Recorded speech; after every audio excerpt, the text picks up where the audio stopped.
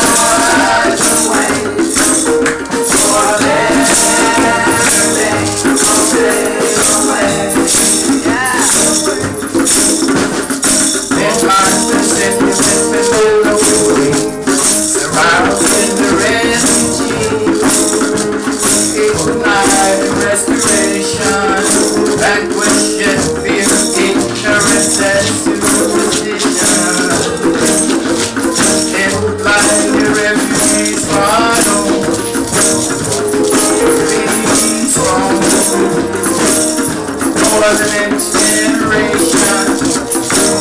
Increase our meditation for a better revelation upon creation, upon creation.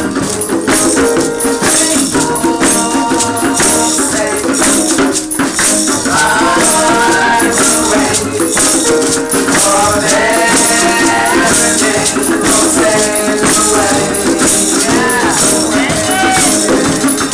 Oh, say, lies away for everything will fade away.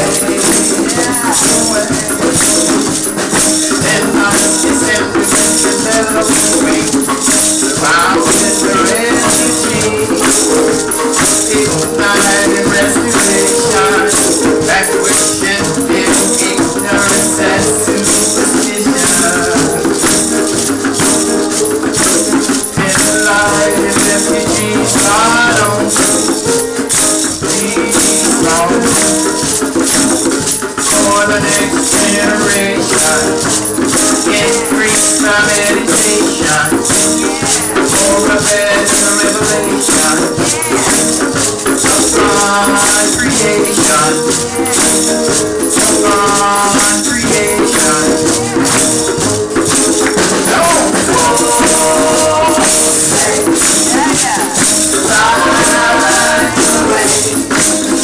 for everything will fade away.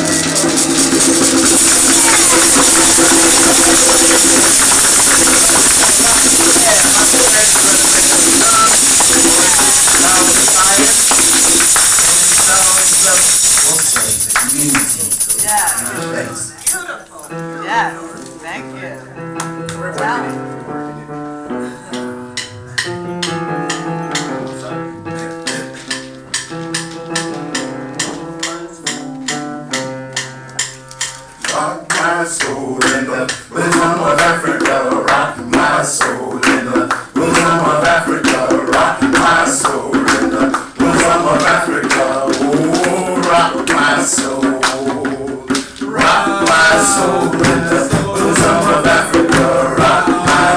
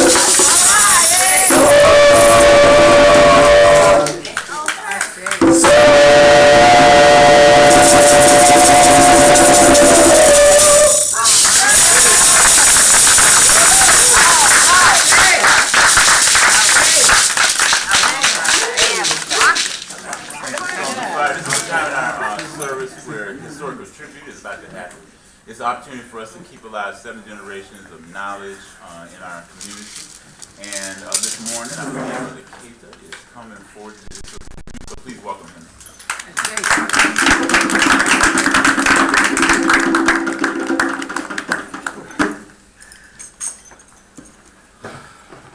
Amun Hotep. Give me a moment here. As you know, the last time I came before you, I dealt with the Berlin Conference of 1884 and 1885. And I stated at that time that, I couldn't do it justice then, and I still can't do it justice now because of how important and how critical it is. Yes. It was and is to Africans on the planet and to the continent of Africa, and how the decisions that were made then continue to reverberate and echo down to the very present day and into the future because of the claims that certain nations and multinational corporations feel they have a claim to and title to in Africa. So I'm going to pass this around again. I ran copies of this before, but some of the political cartoons are very instructive if you can just take a moment to look at them that were happening at the time. And if you forgive me, I was going to continue to do a general overview of the Berlin Conference, but with the RNC convention in mind, at the last minute I decided to switch focus and just narrow the focus particularly on one area of Africa and a few individuals that happened that will enlighten us with regard to all the talk that as to about it, who built what in America, how wealth is gained throughout the world and has been gained, and at whose expense, and about ownership, because I know everybody was focusing on Clint Eastwood's little talk where he was talking to the empty chair, but one statement he made that really struck me was that his statement that you and I we own this country. It's like he's pushing that forward. That ownership, that entitlement to dominate and control. So anyway, as a matter of review over what we talked about last time, I think it can be contained in this paragraph. It's from a website called The Golden Age of Exploration. And it states that the end of the 19th century brought a change. Well, let me back up.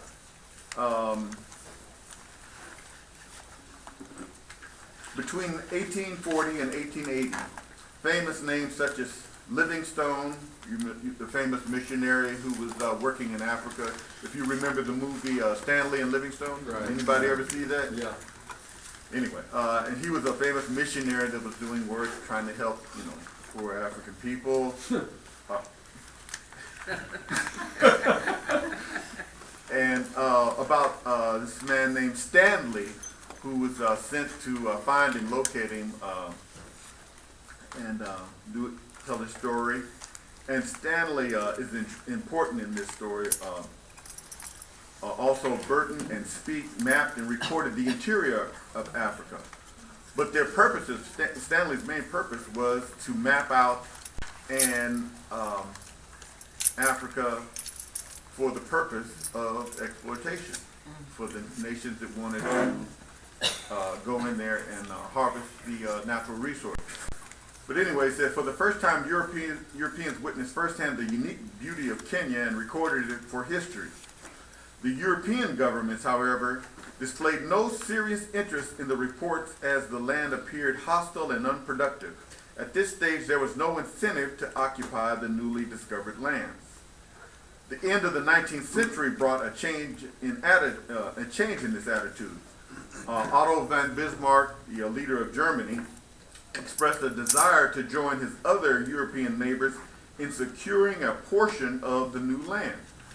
During this period of international rivalry, often dubbed the Scramble for Africa, the European powers all laid claim to African territories. The various claims of the nations were settled at the Berlin Conference of 1884 through 1885. At this time, most of the continent of Africa was divided into colonies. France claimed the majority of West Africa. Germany received much of the eastern territory that is now Tanzania. Belgium got the Congo region.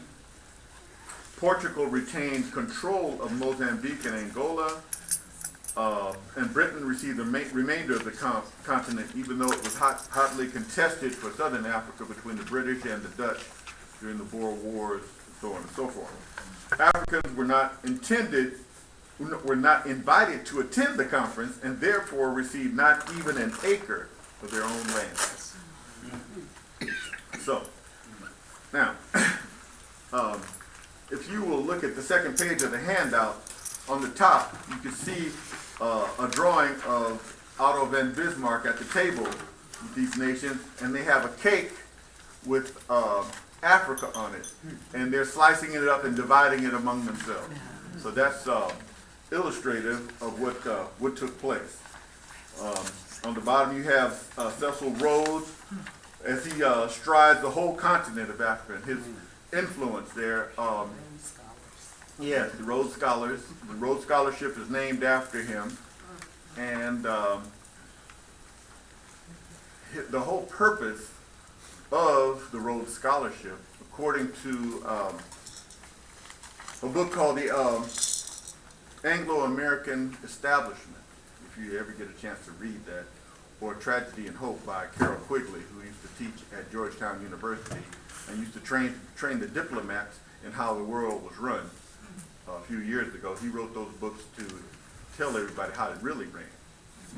Those potential diplomats and so on and so forth. But in it, he revealed that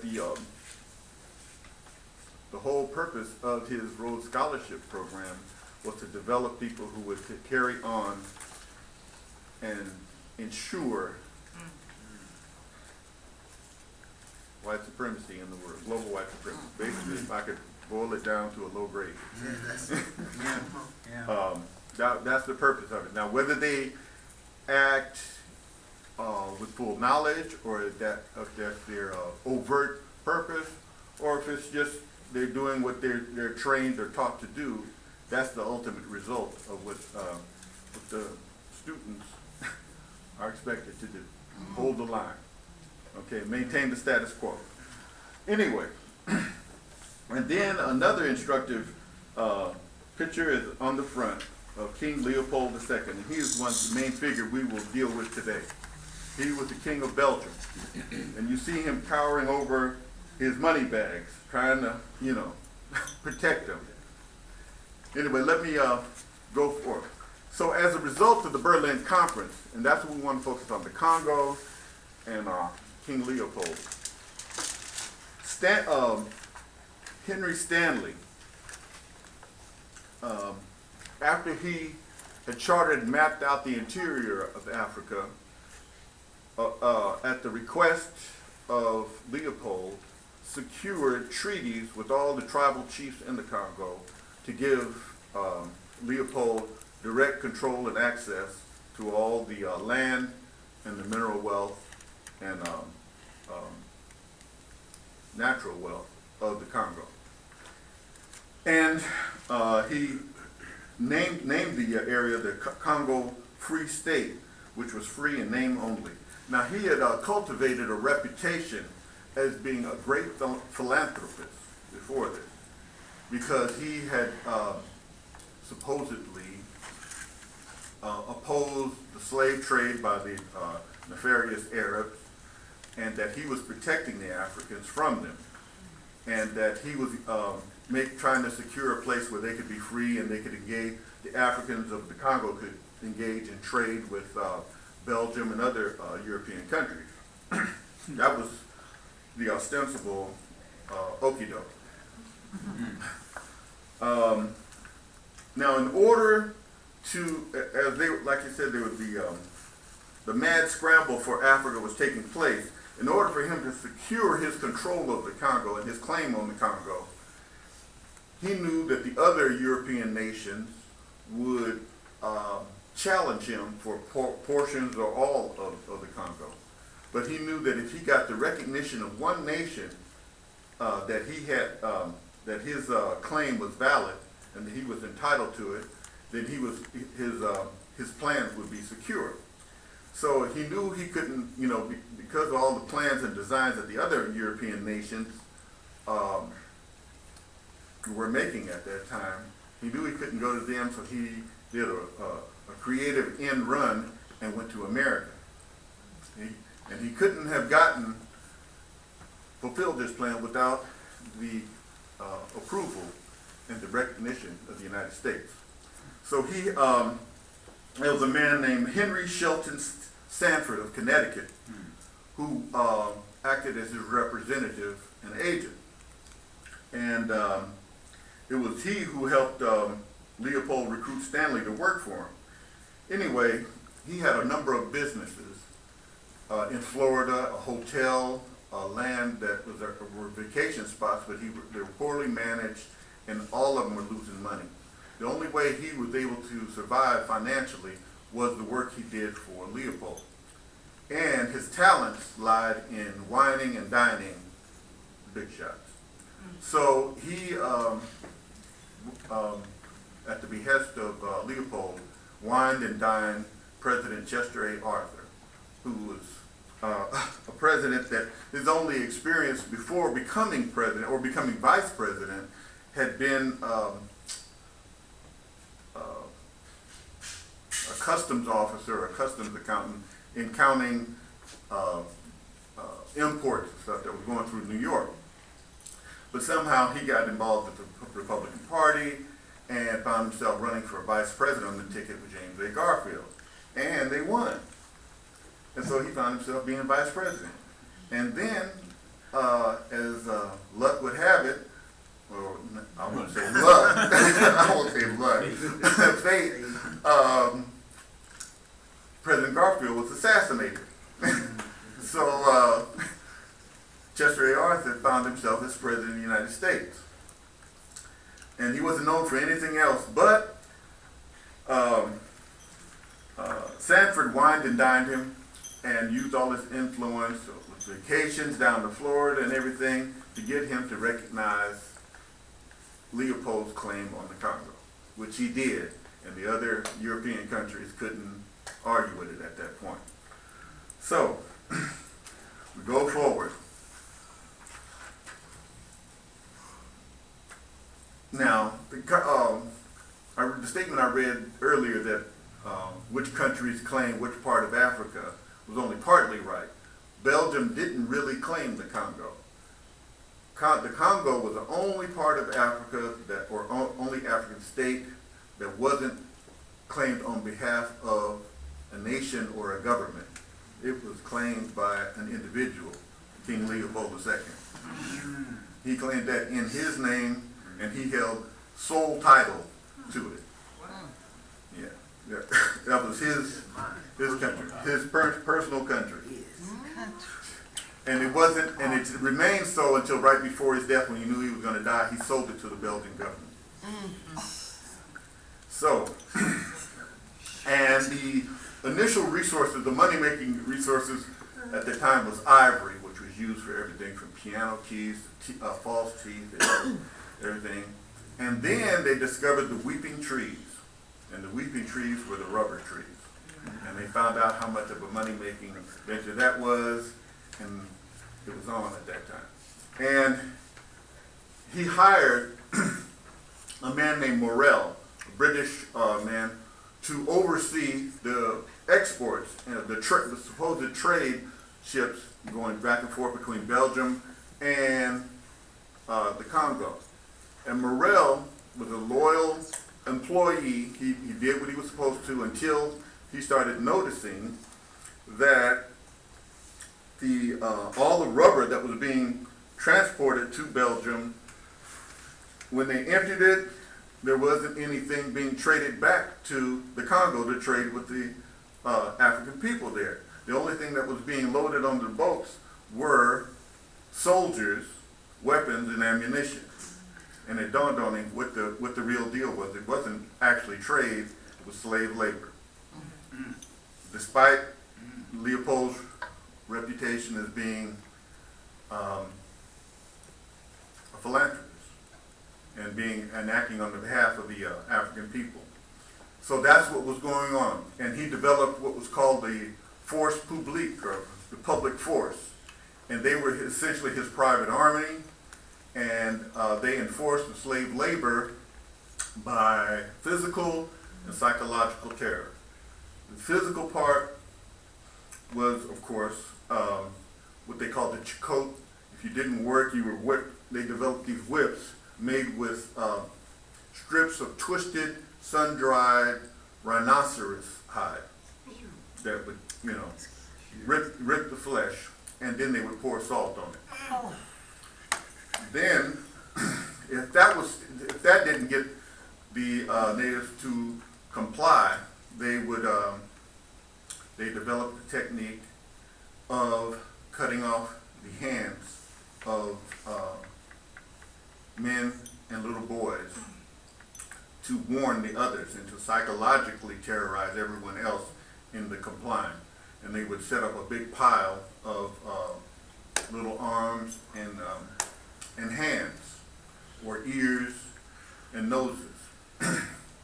And there's a book, I'll pass it around when I get finished, if you want to look at it. This is called King Leopold's Ghost. It's written by Adam Hochschild.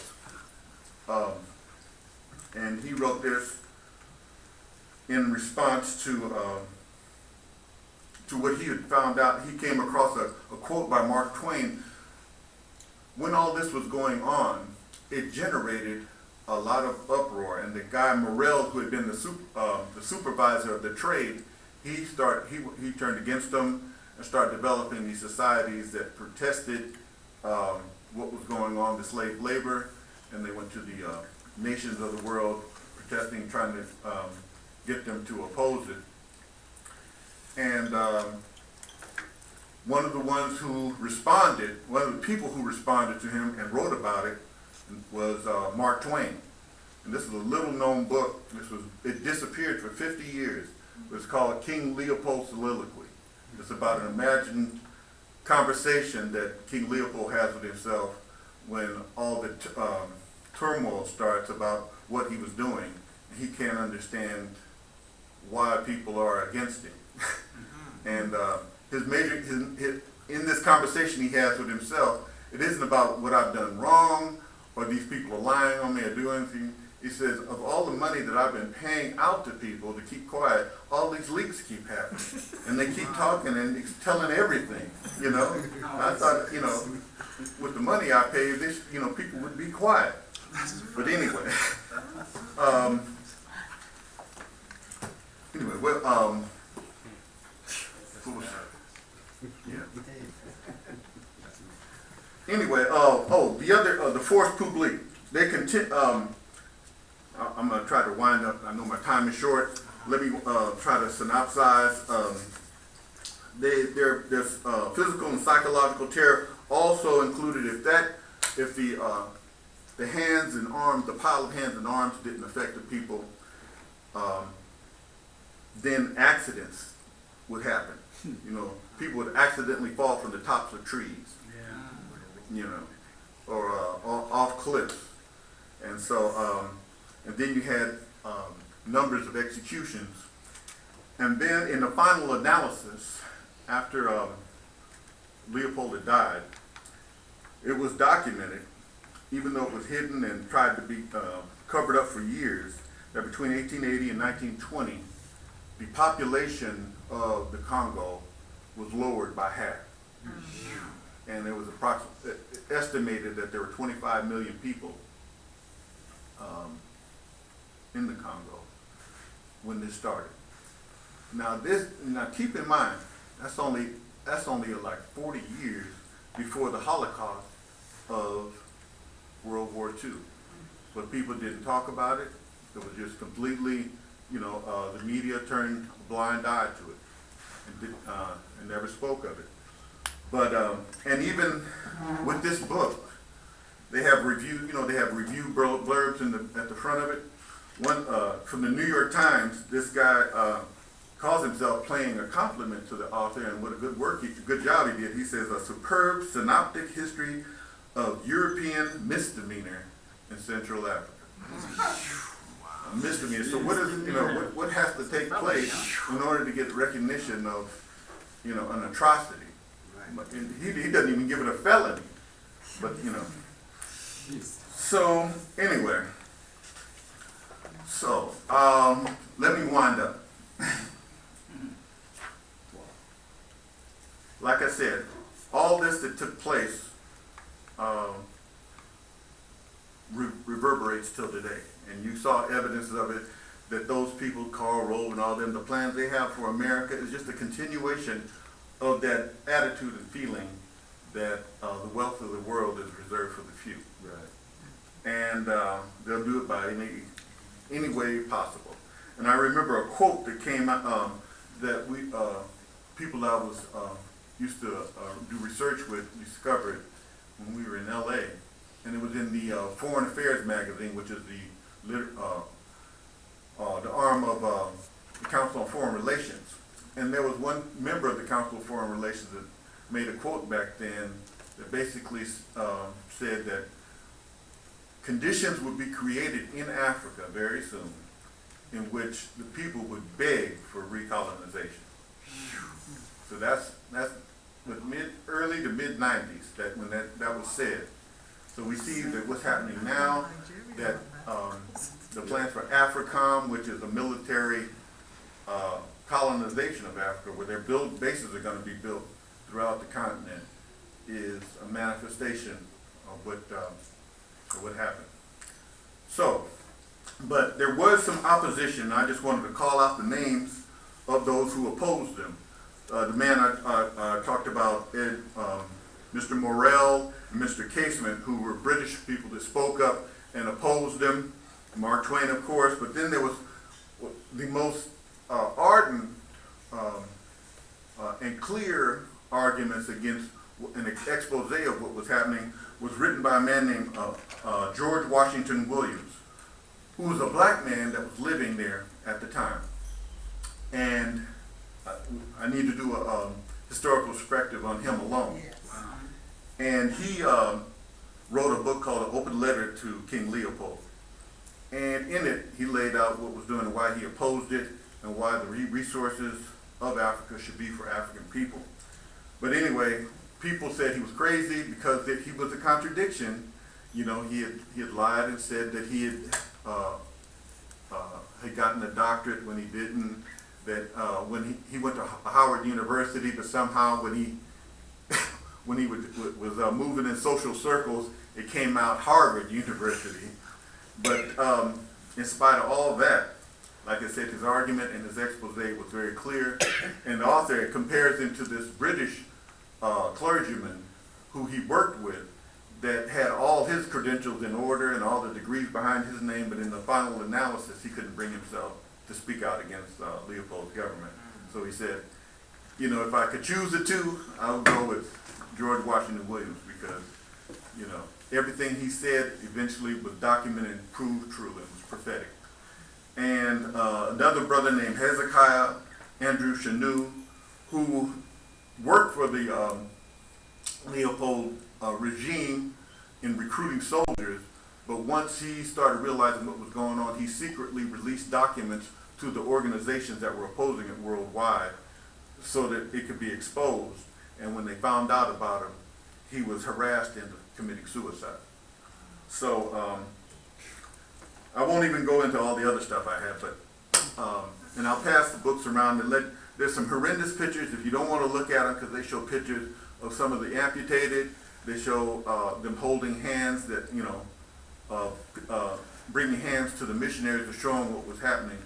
So if you don't want to look at those photos, you know, you can pass. But I'll pour libation to those who were lost, to George Washington Williams and to Hezekiah Shanu, and Ashe.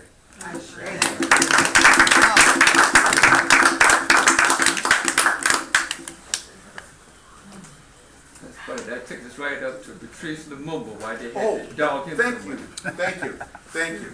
Excuse me. One time. Thank you. Wait, do the next Wait, no, just what you mentioned. Finish that point.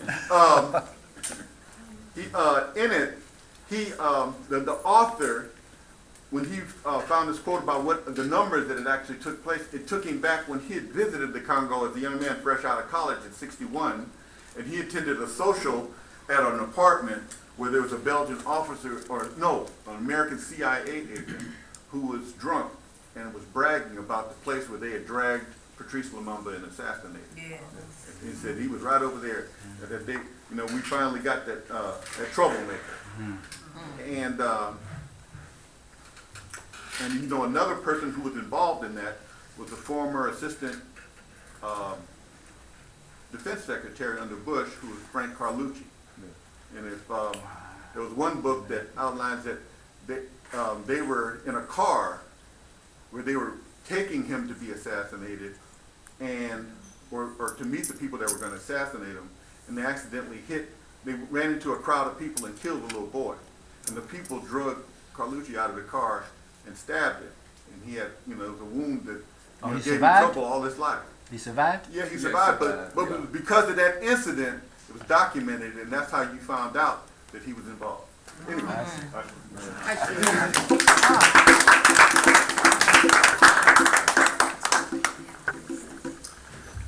Good morning, once again. Very scaring, very well researched and deliberate historical tribute from Brother Keita. And we give thanks for that. And it's very consistent with what you get when you come to the Wolfhead community. It's history set in its right place. And you correct history and set it in its right place. You increase knowledge, and thus you increase life.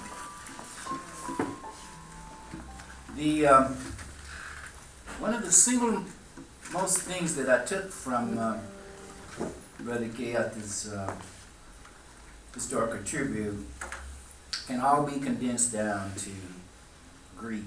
Yep. And so, typically, which is my practice, I look for an inspirational piece of writings for the litany of sacrifice. And so, I just about always go to my Lucille, and I'll just open it up. And this morning, I opened it up to this passage. It's in the Lucille. It's on page 68, and it's in the book of Fihor. 68. The book of Fihor, passage number 4. And it reads as follows. Do not be greedy, lest your name send forth an offensive odor. Greed brings conflict and fighting in a house. It takes all sense of shame, mercy, and trust from one's heart and causes turmoil in a family. Those who are greedy do not like to give to those who gave to them. They do not consider tomorrow, for they are only concerned with the moment. There is no end to the wrong done when money and greed are together. Money is a trap God placed on earth for the ungodly, so that they would worry each day. But he gives it to those whom he favors in order to take away worry from their heart. Ashe. We give thanks for those writings from the ancestors, and I think we all share in the notion and idea that just right now, and again reiterate blessings and mercies upon the souls of so many of our people that have been tortured and brutalized and murdered over these last few thousand years. And this is why we pour libations. This is why we remember these sort of things. It's so good to see everybody this morning. A lot of people have been traveling. It's good to see people back. I see Sister Pamela back from her travels. Me a couple of weeks ago. Sister Cassandra, I haven't seen her in a few weeks, so it's good to see her back. And Brother Howard just shared that he'd had a death, so in his family, so he was away. So we wish him blessings and welcome him back. And if you all haven't had a chance, let's show the brother some love before we leave today. I'm here with the lady of sacrifice. You probably thought I was getting ready to do some kind of a lecture, but I'm here for the lady of sacrifice. That's what I thought. Forgive me, family, forgive me. Somewhere in your vicinity, there should be a placard. And on it is the litany of sacrifice. Yashin, young brother Kukepera has already moved amongst you and passed out offering envelopes. And likewise, his handsome brother Zachary stands at the altar. So if we could all stand, locate a placard, if you don't have it remembered, and let us read together. Save us, O Holy One, by your name, vindicate us by your might. Hear my prayer, divine protector. Listen to the words of my mouth. How can we repay the Holy One for the gifts that have been given to us? We will lift up the cup of salvation and call upon the God of our ancestors. We will fulfill our vows to our Creator in the presence of all our people. Gladly we bring our sacrifices to you. We will praise your name, O Holy Rock, for it is good. Umoja, unity. We shall strive to maintain unity in the family, community, nation, and race. Umoja, self-determination. We shall define, name, create, and speak for ourselves. Ujima, collective work and responsibility. We shall build and maintain our community together. Our brothers and sisters' problems shall be ours to solve together. Ujima, cooperative economics. Together we shall build and maintain our own businesses, and together profit from them. Kneel, purpose. We shall make our collective vocation the building and development of our community and the restoration of our people to our traditional greatness. Kumba, creativity. We shall do as much as we can, in any way we can, to leave our community more beautiful and beneficial than we inherited.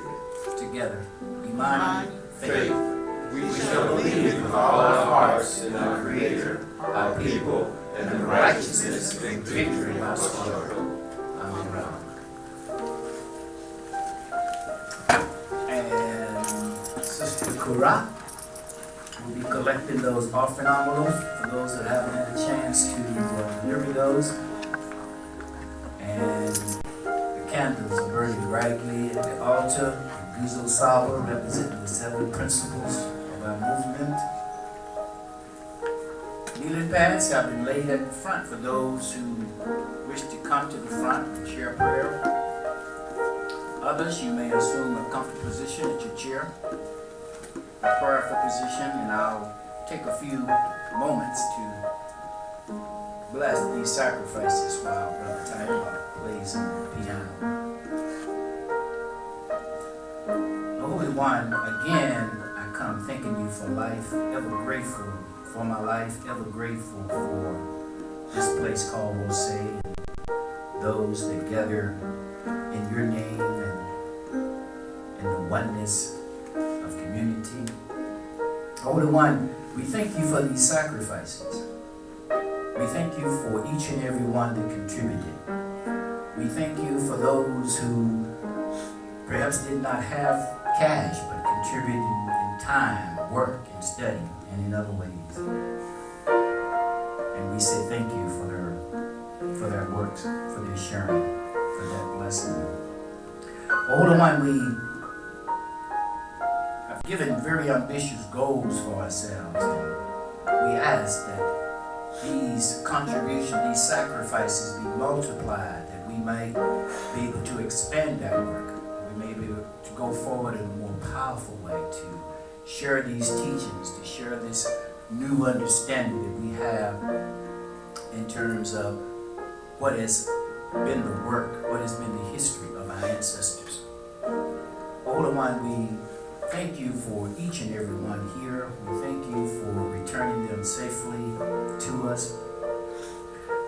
And we ask that you be with us throughout the remainder of this service. We ask that you bless the one that will bring the message, that will share his insights and share his thoughts and ideas. We ask that you open us up to hear and to comprehend and to understand what is being delivered, and allow us to internalize those teachings, that we may be able to exercise them to those that we meet on a daily basis. Be with us, the Holy One, on such a beautiful day that you have given us. Be with us throughout the day and throughout the rest of the week, and return us all here to this place called Wose, once again, where we sing songs of praises to you, O Amen Ra, and to the remembrance of our ancestors, where we pour libations for those lost, and many of those lost and tortured souls, and names that we do not know, those caught up in the brutality and the violence of the pursuit of greed and materialism. Help us, O Holy One. Save us from the addiction of materialism and greed. Be with us on this day. These and other blessings I ask in the names of those sacrificing ancestors and in the one God that we call Amen Ra. Ashe.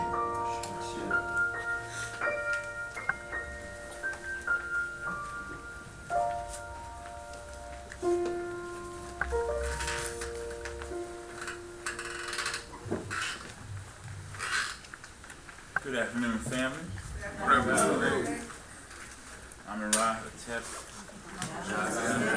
We say Amen Ra, which is the name that our ancestors in the Nile Valley used to most regularly to refer to God.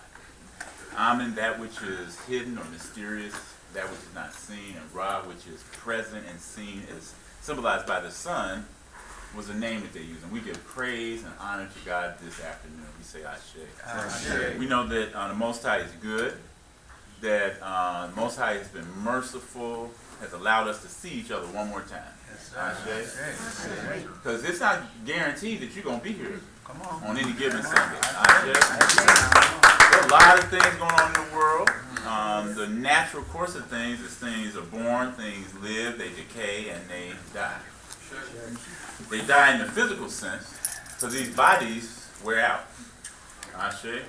Some of y'all know what I'm talking about. Yes, we do. Your body ain't the same body you had last year. Well, The body you woke up with this morning got it. You know, I joke with some of my friends. I'm noticing now. I'm in my early 50s. I'm noticing That whenever you move, whenever you had to get up and a sound comes out, that means you're getting a little bit older. There's some grunting and some, So we don't take it for granted, no matter what age we are, that God continues to give us life. Because we are not guaranteed. You could be 13 and may not be here tomorrow. Well, And you might be like my neighbor Sarah Tramble, who is 95 and is in good health and in good mind and looking for what's going to happen today. So the idea is to make every minute count. To make every minute count. We give honor and praise to our ancestors. We pour libations for them. We remember their accomplishments, their lessons, the things that they taught us so that we might live a better spiritual life. Our ancestors, those who we tend to revere, were concerned with our spirit. They were concerned with our soul. They were concerned with our eternal life. They were concerned with our day-to-day and our economics and our politics and all that. But they were really concerned about us spiritually. And so we give thanks and praise to our ancestors. We also give thanks and praise to our elders who continue to teach us, share lessons with us, encourage us, sometimes chastise us. And we ask for the permission of our elders who are in the room to continue in this way. Is it all right? All right, the elders in the room say it's all right. Give them a round of applause. And I'm not going to take too much of your time today. I know it's a holiday weekend. It's an opportunity for family to be around. And my family had a couple surprise visitors. My sister from D.C. came. Oh, wow. She's here for a few days. And a couple of cousins who live in Portland called me yesterday, said they were in the area. So people are around. But I want to share a few ideas with you. And you have a husia next to you. I want to ask you to please find that husia, which is a selection of ancient writings from Kemet, from the Nile Valley, from our ancestors who remind us of life lessons, give us life wisdom, give us sabai, give us teachings. And if you turn to page 82, we're going to use as a text the book of Dialogue with the Soul. Cast your complaints aside, this is your season. Cast your complaint aside, this is your season. Our ancestors, just like we are, the reason we get together is we're concerned about our individual and our collective spiritual growth and development. Yes. If you're not concerned about your spiritual growth and development, I have to ask you, why are you here? Because if you're not concerned about your spirit being more adept, your soul being more effective in this life, why are you here? Our ancestors would teach us to be concerned about ma'at, truth, justice, and righteousness in the world. Our ancestors, like many of you, would have been upset, to put it mildly, at all the lies that were being told at the Republican National Convention. Yes. It was hard to watch, but sometimes you need to watch what the enemy is talking about. Exactly. You kind of know how to respond and react. When Paul Ryan, the vice presidential nominee, got up, and the thing that's interesting to me about it is that you know they're going to lie. Right? But to be so obvious and blatant, and then have your speechwriters say, quote, we're not going to be dictated to by fact checkers. right. No So you know you're going to lie, and then you're going to say, and I don't care that you know that I'm lying. Right. It's a deep thing. No love for truth. No love for mine. No love for truth and justice. But in our tradition, we have to be concerned about truth, concerned about righteousness.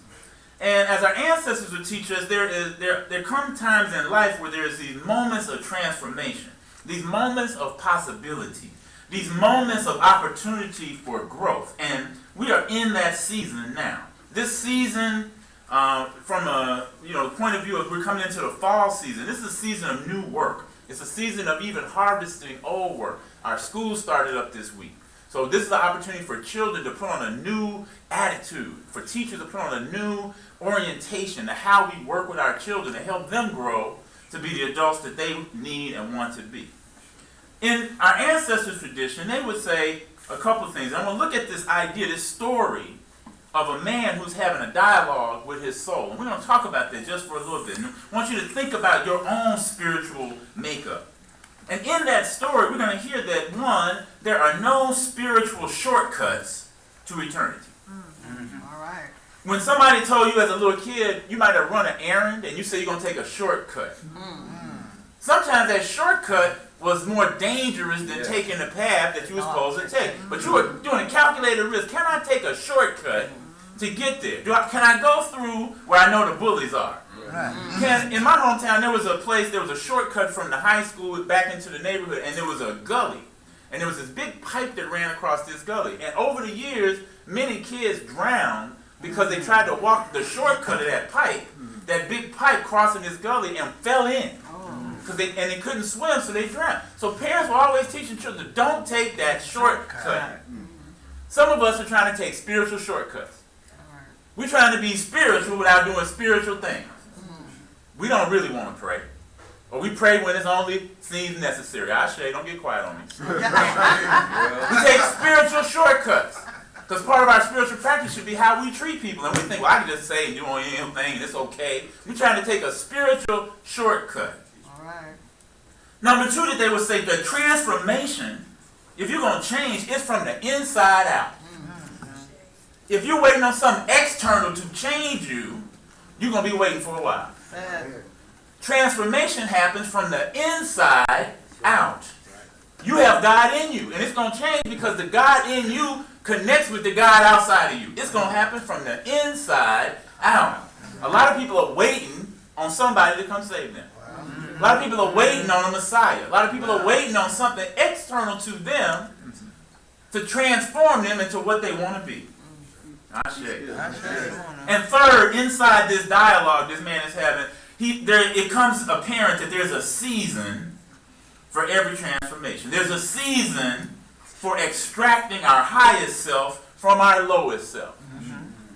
We have to extract ourselves from ourselves. If you've been a student at Woze and you have studied the creation narrative, you know the fundamental idea is that God is self-created. That God didn't wait for something else to happen, that God is self-created. And the imagery and the parallel and the comparison is that if we are like God, and we are, that we should be able to create ourselves anew all the time. Creation is not a one-time event. Creation is ongoing. It evolves. It keeps happening. Cast your complaint aside. This is your season. Now, your ancestors, before we look at the text, the ancestors from Kemet, the ancestors in the Nile Valley, were very thoughtful people. They didn't do things lightly. They didn't take the time to write things on stone that they hadn't thought about. They couldn't hit erase. They couldn't hit delete. Don't send. So if you're going to take the time to write something, Brother Jeff, up on a granite wall and chisel it, I think you would have thought about it first. If you had to make paper, if you couldn't just go to Kinko's and buy paper or Staples, wherever you buy paper, if you had to make the paper, you would be thoughtful about what you wrote on the paper. Because if you can't make it, you can't get another sheet. What if you only had one sheet every month, and it's all you get? So whenever they wrote things down, tear it up in there. Whenever they wrote things down, they thought about it. So when these words come to us, and part of their thinking was because in their society they had the opportunity to think deeply about life. When you have a stable society, when you have a dynasty that can go for 500, 600, 700 years, and the government is calm, and people aren't rebelling, and then all these upheaval, it gives you time to think about the other things. In your life, if you always got crisis, you don't have time to think about how you can be. So you got to have some period in your life, some day, some part of your day that's not chaotic, that's not crazy. So that you can have an opportunity to think about the next thing.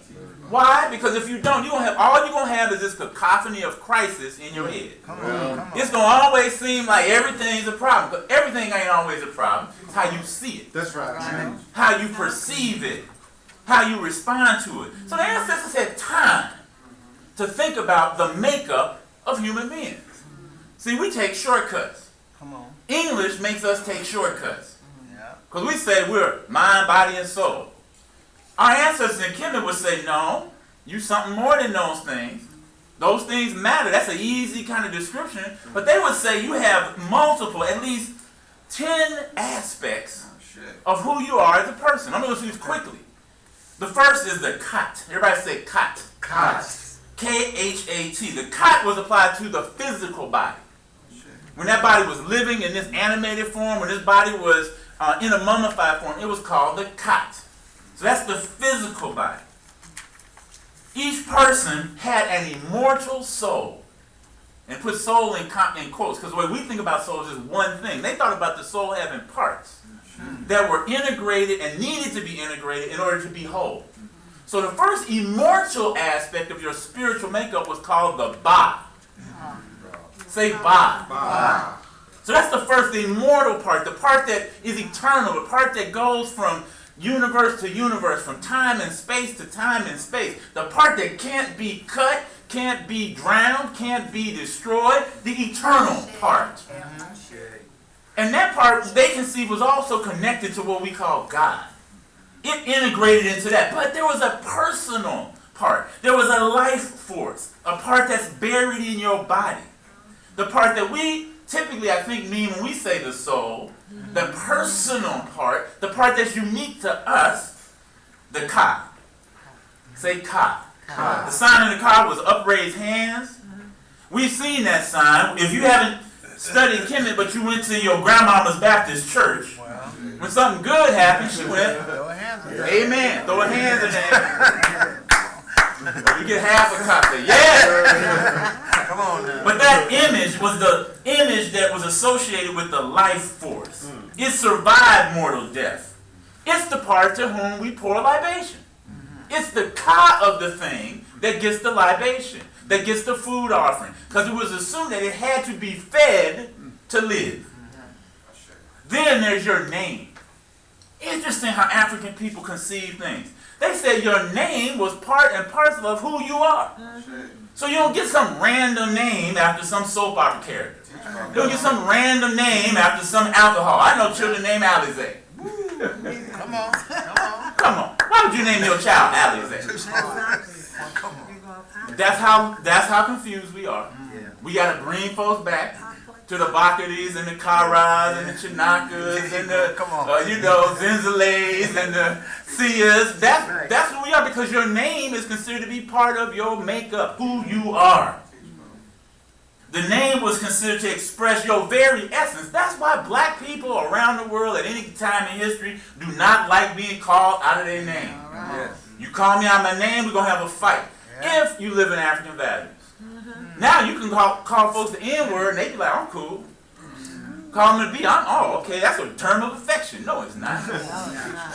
Let's be clear. That's not a term of affection. A female dog is no way to refer to your mama. Thank you. And if you can't call your mama that, why would you call another sister that? Come on. Let's get real with this. Come on. We got our children thinking those are okay. Oh yeah, you call me that. And it's how you say it. It's the inflection you put on it. No, it's not. Your name, based on your ancestor tradition, was part and parcel of your essence. Your Ren. They called it the Ren. Say Ren. Ren. The Kabit. A little bit more complicated idea. It was the shadow spirit. It guides you during the mortal life. It's probably that conception of how sometimes the Europeans say, you got an angel on one shoulder and the devil on the other shoulder. It's like the Kabit was like your kind of inner voice, that guide. Because you know that inner voice when you're doing something well. And it tells you, and you get that tingly good feeling. And you know that voice when you're doing something you ain't supposed to do. Ashe. You hear that voice saying, boy, you better think about that. You better not go up in that club like that. In the club of 50 cents, whoever you hang out with, that, or whatever you might be doing. Because it ain't all happening at the club. Ashe. That was called the Kabit. Say Kabit. The Ak. The Ak is interesting because after judgment, when the Ba and the Ka were combined, when they were fully integrated, it was called the Ak. It was considered light, just like the Sahu. Then you had the Ku, which is the individual aspect that provided protection, and the second, which was your personal power, and the Ib, which was your heart. And they thought of your heart as being the balance between what we call the mental and the emotional. Your Ib was supposed to be your gyroscope, your guide, the thing that kept you going down the right track. So these are the parts of the human person that your ancestors thought about.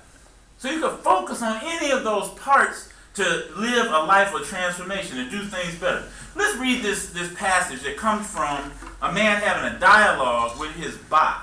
It's a Ka talking to his Ba. What page, please? The 10 parts were Ka, Ba, Ka, Ren, Ka, Bit, Ak. I will give you the paper. I'm missing one, that's all. That's why we have classes too. I love it. That's a good question. Thank you. So on page 82 is a passage right at the top. Let's read this together. And my soul said to me, cast your complaints aside, my comrade and brother. Make offerings on the sacrificial fire and cling to life as I have said. Love me, your soul here. Set aside thoughts of death and desire death only when your body joins the earth. Then I will alight on you after you have become truly weary, and we shall dwell together forever. Ashe. A man is having a dialogue with his soul. This is a man who is tired of life.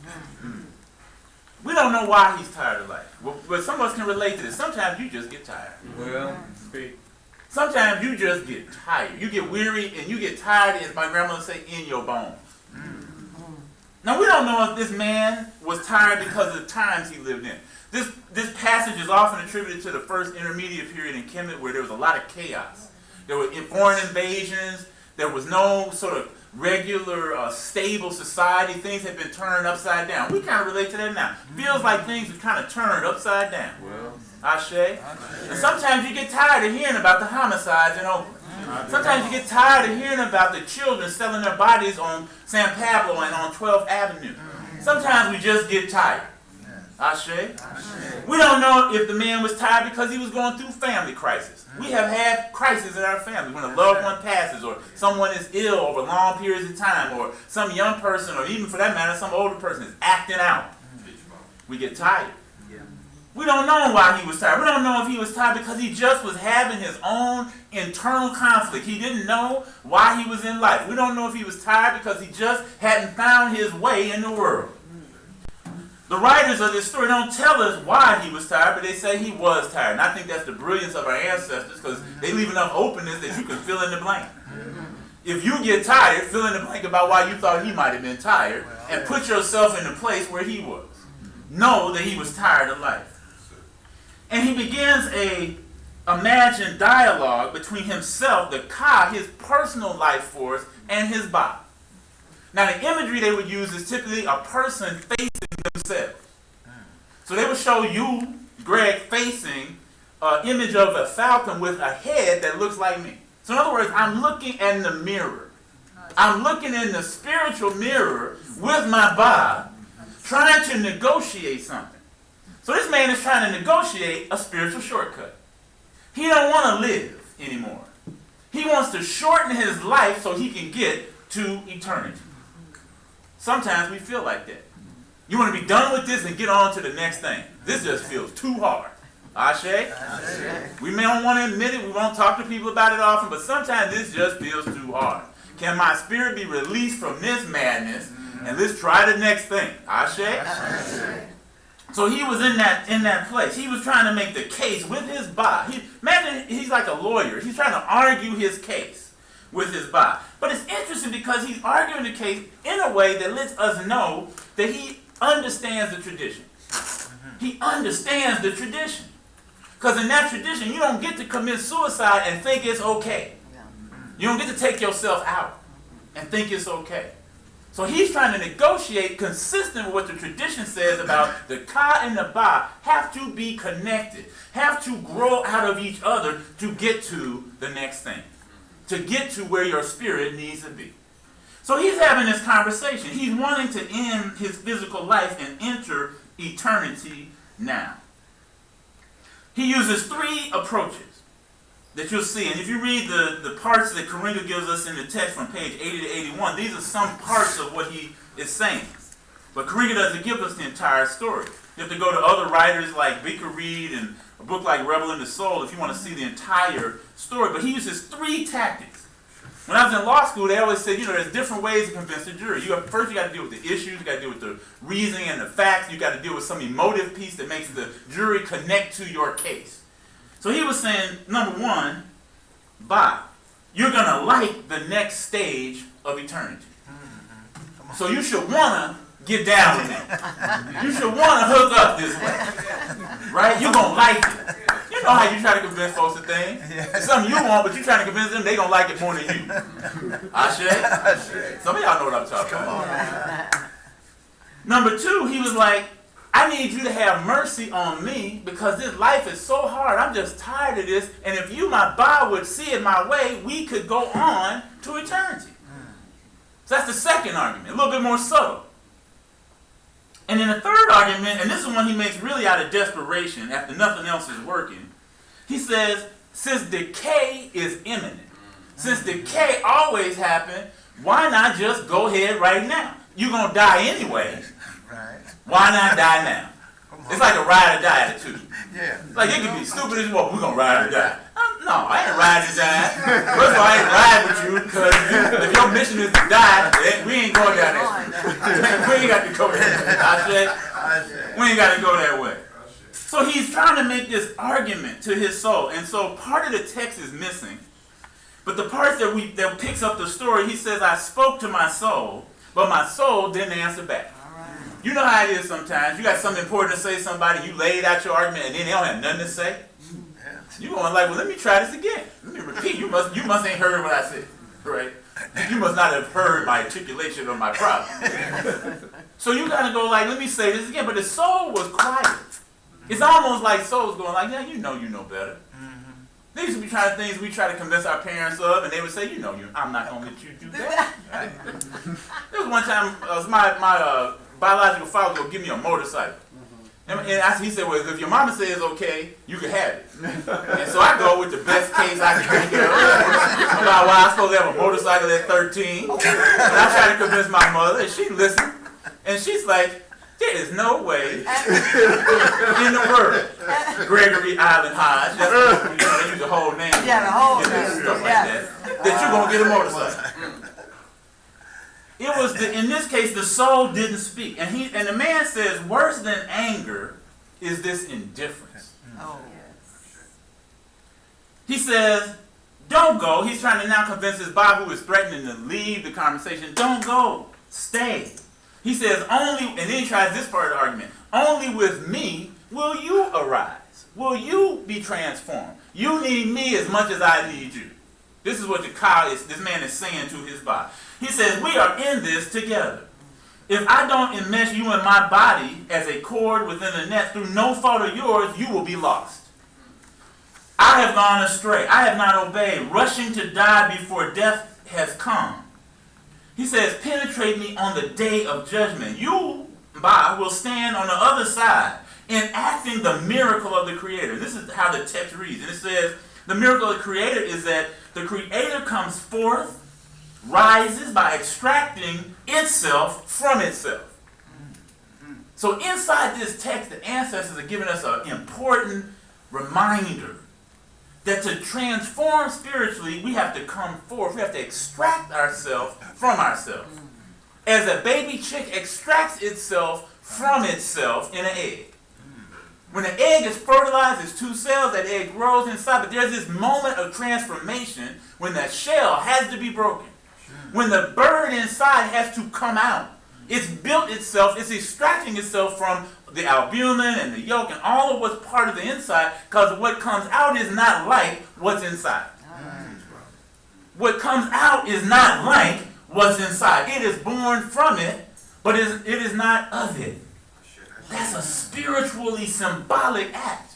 So this man is saying, we're going to extract ourselves from ourselves. He says, you endure the pain of life, denying me death until death has come. And then he says, see, life is but movement of eternal return. Even the trees fall. He's trying all his arguments. And the soul is indifferent. The soul is listening. The soul replies, what kind of man are you? You can almost see the soul like getting attitude. What kind of man are you? Have you lived out your life to its conclusion? He's putting a hard question before him. Have you lived out your life? He says, the Ba says, I have spoken. I take no part in it. If you don't take care, any evil could possess you. because you've made yourself vulnerable. You will be brought to a stop, and then he says, your name will die. That's how important they thought names were. And then the man then continues. He says, well, my name is loathsome. And then you see some of the passage. He says, to whom shall I speak today? Because now he's despairing. He says, to whom shall I speak? The one doing wrong is an intimate friend, and the brother with whom one used to deal as an enemy. To whom shall I speak today? Faces are empty, and all turn their faces from their brothers and sisters. To whom shall I speak today? There are no intimate friends, and the people turn to strangers to tell their troubles. And then he starts talking about how great death would be. You've seen this passage on page 81. He talks about it in poetic terms about how death is great. Death to me today is like health to the ill, like going outside after being confined, like the smell of myrrh, like sitting under the sail on a windy day. It's the death to me today is like the fragrance of lotus, like sitting on the shore of feasting, like a well-trodden way, like returning home from war. Death to me today is like the clearing up of clouds from the sky. He's making death sound favorable. But what does his soul say back to him? He says, cast your complaint aside. Stop complaining. There you go. Come on. Stop whining. Stop talking crazy. Cast your complaint aside. Sometimes you got people in your life, you constantly complaining. When they see you, they don't want to talk to you. Because you always got a complaint. You always got a screw face, as the Rastas would say. You always got an attitude. Some people don't want to see that. Ashe. When they walk through this door, people want to see some smiling faces. And I ain't talking about the kind of smiling faces that the OJs are talking about. Smiling faces sometimes pretend to be your friend. Not them kind of smiling faces. We talking about some faces. Ashe. He says, cast your complaint aside. And then he talks to me in endearing terms. My comrade, my brother, my sister.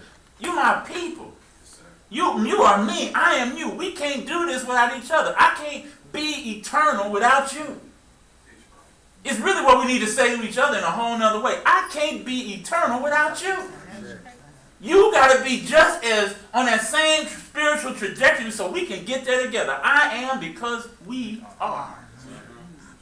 We are because I am. That gives room for the individual. But we got to do this together. Cast your complaints aside. It says make offerings.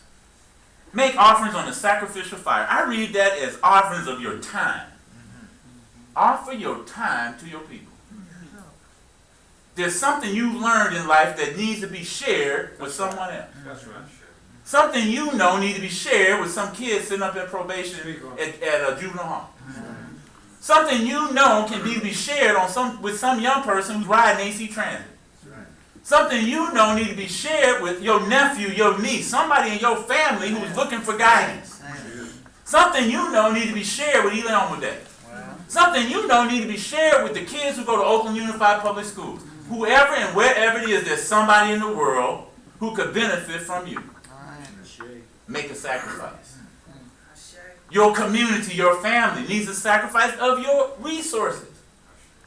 We're not into it just to have money. We're into it to use money for its highest good. We need your talent. We need what you know how to do. Because it encourages others. It says make offerings. And then it says cling to life. The way a baby clings to his mother. Cling to life. Even little ants. Even as little as ants are, when they see you coming, they trying to live. Come on. They trying to get out the way. They trying to get in the hole. Look, every little ant of the billions of ants that live on Earth, they care about life. They trying to cling to their little ant life. They are. A fruit fly. You might chase it around for hours, because they know it ain't gonna be here about 24 hours. You're like, fruit flies, they got a short lifespan. They trying to get it in. They cling to life. Your ancestors who were enslaved, they clung to life. They wouldn't let nobody take them out. That's why we some of the most amazing people ever to grace the planet. Those of us who survived the transatlantic slave trade, you got a different kind of ashe. You got a different kind of energy. That don't make you better than anybody, but it sure does make you resilient. It sure doesn't give you like you got the seal of approval from God. Oh, yes. Because a lot of people wouldn't still be here, and they certainly wouldn't still be talking black. They'd have been giving up on that, like some of them so-called black folks I saw in the RNC. Baby, where did he find you at? I know. And we pop up in there, and we just look out like, I love Mitt Romney. Okay. All right, sister. Like, what's going on with you? I know. Ooh, Lord. Cling to life. And then it says, this is the final line in this. I'm gonna leave you alone. It says, love me, your body. Love me, your soul. Love me here, right now. It's saying love yourself. Yes. Because you can extract your best self from that which you love. That's right. Love you. If you don't love you, why do you think somebody else gonna love you? We walk around wanting other people to make us happy. Everybody gonna make you happy. You make yourself happy, and they can put some icing on that happiness cake. We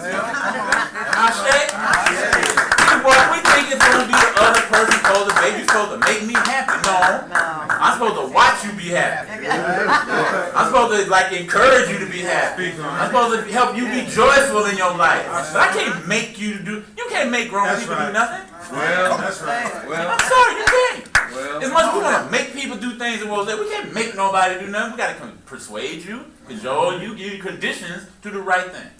When all the conditions are present for life, life happens. All right. When all the conditions for life are present, life has no choice I said. but to happen. It says, love me, your soul. And you know what? Love is powerful. When you love something, it ain't going to die. If you love black people, we're going to still be here a millennium from now. If we love ourselves, if we love human beings, we might actually fix the planet. We might still be here. See, the thing, people get twisted. They think the planet going to die. Earth ain't going to die. We going to die. We ain't going to be able to live on Earth. That's different. Because if it gets like 5 or 10 degrees on average hotter, the Earth going to be fine. It'd probably be saying good riddance. Like, go head off. The Earth gonna be here. You count on it. The roaches in the earth. That's probably who's gonna be here. Rats in the earth. You know, and see, the thing about nature, nature's fantastic because things, and we're part of nature. We figure stuff out. A couple of days, about a week ago, I was in my backyard and I looked over, and I saw this animal in this grass. My neighbor ain't cut the grass in about 2 years. The grass is high, and I know she got issues. I cut the front, but I ain't trying to cut the back. Right. So. But I look over there, and you know how you can feel something looking at you? Yeah. I look over, and I feel something looking at me, and I see this animal in the grass, and I'm looking, and I did like that, and it didn't move. And I was like, wow, okay. Alright. Because even if a cat or a dog, they'd be like, yeah, I'm out, you know. I did it again. I kicked the fence, made some noise. It still didn't move. I was like, what is going on? It was a fox. Oh, wow. It's a gray fox that took up residence in Westover. I don't live out in the woods. I live in Westover. The fox has figured out how to be next door. Wow. So I'm going like, but this is fascinating. Because first of all, can you imagine? First of all, you in West Oakland, and how did the fox get to the house? Right? So he must have been walking up the street. Like, I'm just a fox. You know, yeah, I wish you would say something. You know, it's just, nature is fascinating. It's a took up residency back there. Yes. Figured out a little space behind her garage. Look, it got the grass where it lays out. It's all flat and stuff. It's the most deep. I'm like, and I have noticed there's not as many stray cats around. And maybe the rodent problem is under control. I looked it up on Wikipedia or whatever. You know, I said, well, and they said gray foxes in Northern California kind of common. It's interesting though. We in nature, and we don't even know that much about it. Nature is surviving, right? The animals, other animals in nature are surviving. They clinging to life. He says, set aside thoughts of death and desire death only when your body joins the earth. There's a season for everything. Yeah. Desire death only when you are truly weary. And then he makes him a promise. He says, then I will alight on you. We will join together when you become truly weary, and we shall dwell together forever. Cling to life. Put your complaints aside. This is your season to work. Work for yourself, your family, your community, this community. Cast your complaints aside. This is your season to study.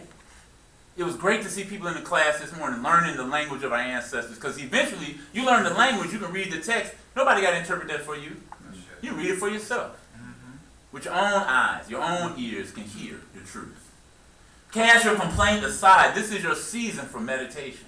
If you don't have a meditation practice, if you only meditate when you come here, I encourage you this week, find a moment when you wake up in the morning, take 10 minutes and just meditate on your own.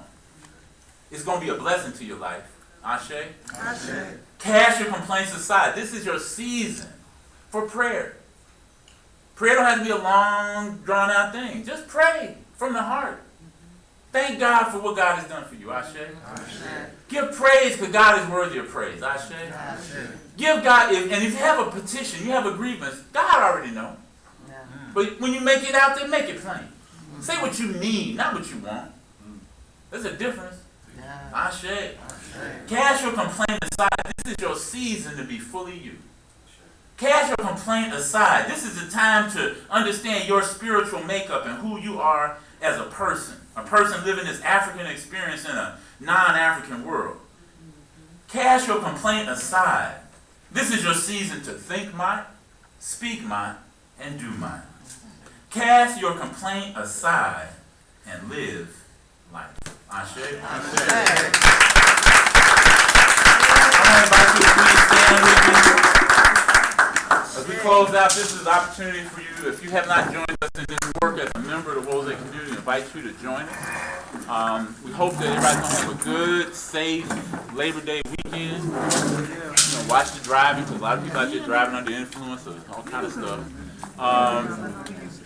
We give thanks for the school. Eli Omer Day is in full effect. You had a good opening?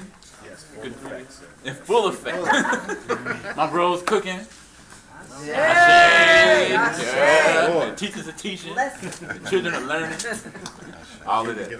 So we give thanks. So lift every voice and sing. Lift every voice and heaven ring, ring with the harmony of liberty. Let our rejoicing rise high as the listening skies. Let it resound loud as the roaring sea. Sing a song full of the faith that the dark past has taught us. Sing a song full of the hope that the present has brought us. Facing the rising sun of our new day begun, let us march on till victory is won. Now to the ones who are able to keep us from falling, the ones who have taught us for countless generations that we are one people. One people. Having one faith. One faith. One aim. One aim. One destiny. One destiny. One God. One God. Let us call that name that our ancestors have taught us for countless generations. Let us all say, Amen.